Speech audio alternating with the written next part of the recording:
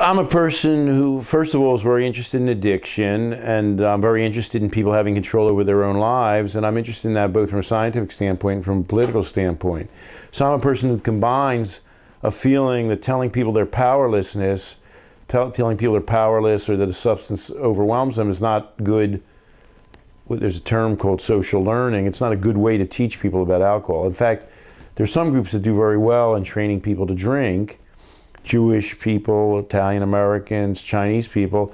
And what they tell people is you control how much you drink and how you behave when you drink. There's no such thing as loss of control. Jews as a group don't believe in loss of control, and they teach their children not to believe in loss of control, and their children don't display loss of control.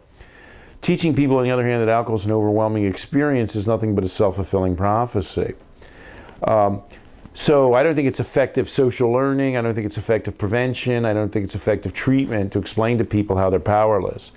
And on the other side, it just so happens to be my nightmare, and the United States is headed towards my nightmare, that we feel that in the interest of therapy and therapeutics, we can tell people, well, you really must undergo this experience, this fundamental experience. You must define yourself this way. You must try to get better from this problem the way we tell you.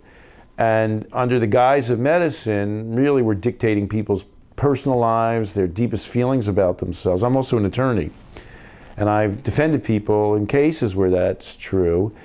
And it's tough to defend because people say, well, we're dealing with their alcohol problem. And you say, you're telling them how to think about themselves. You don't have a right to do that. And in our modern medical society, the feeling is, sure, we can tell people to do that.